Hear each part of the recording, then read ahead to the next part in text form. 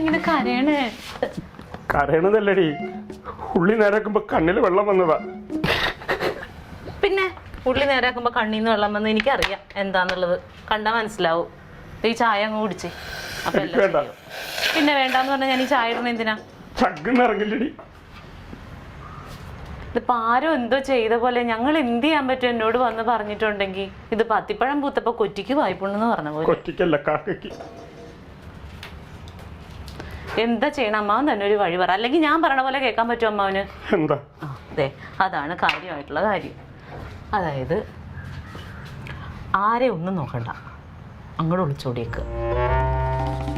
എന്ത് ഒളിച്ചോടണോന്ന് അനുഭവസ്ഥയെ പറയണത് ഏറ്റവും നല്ല വഴി. അത് ആരും മുഖം നോക്കേണ്ട കാര്യമില്ല. ഓടിയാണെന്ന് കുടുംബം കുട്ടികളെന്നൊക്കെ കരുതിയിട്ട് വീട്ടുകാര് അപമാനം വേണ്ട, കുടുംബത്തിന്റെ മാനം കളയരുത് എന്ന് കരുതി എത്രയും കാലം അങ്ങനെ ഒരു ചിന്തയില്ലേ?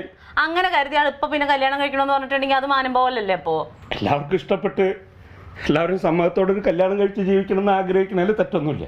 ഇതിപ്പോ കരയ്ക്കും പോവില്ല, വഞ്ചിക്കും പോവില്ല. ഒളിച്ചോടാൻ പറഞ്ഞാൽ അത് പറ്റൂല. എന്നാ പിന്നെ ഇവരെ ആരെയും നോക്കാതെ കനകനെയും ക്ലീറ്റോനെയും പറഞ്ഞ് സമ്മതിപ്പിക്കണം, അതും പറ്റണില്ല. അവർക്കൊക്കെ അവരവരുടെ കാര്യമല്ലേ വലുത്. ഞാൻ എന്തായാലും എനിക്കാരുമില്ല, പക്ഷെ എനിക്ക് അങ്ങനെ തോന്നില്ലല്ലോ. എനിക്ക് പെങ്ങളുണ്ട്, അവരുടെ മക്കളുണ്ട്, മരുമക്കളുണ്ട്, കുടുംബമുണ്ട്. ചാവുന്നവരെ അവരൊക്കെ എൻ്റെ കൂടെ ഉണ്ടാവണമെന്ന് കരുതിയിട്ടാ ഒരു പെണ്ണിനെ ഇഷ്ടപ്പെട്ടിട്ട് അവരെ സമ്മതത്തോടെ കെട്ടാന്ന് തീരുമാനിച്ചു. ഒരു കാര്യം തീരുമാനിച്ചു, ഒരു കുട്ടീനാ മനസ്സുകൊണ്ട് അത്ര ഇഷ്ടപ്പെട്ടുള്ളൂ. കല്യാണം കഴിച്ചൊരു ജീവിതം ഉണ്ടെങ്കിൽ അവളുടെ കൂടെ. അമ്മാവൻ വിഷമിക്കാതെ ഈ ചായ കുടിച്ചേ, കുടിച്ചേ. അമ്മാവന് സംഗതി നടന്നാ പോരെ? എന്തെങ്കിലും ചെയ്യുന്നു, വൈകുന്നേരം ആവട്ടെ, അവരിങ്ങ് വരട്ടെ. ഇത് കുടിക്കേ.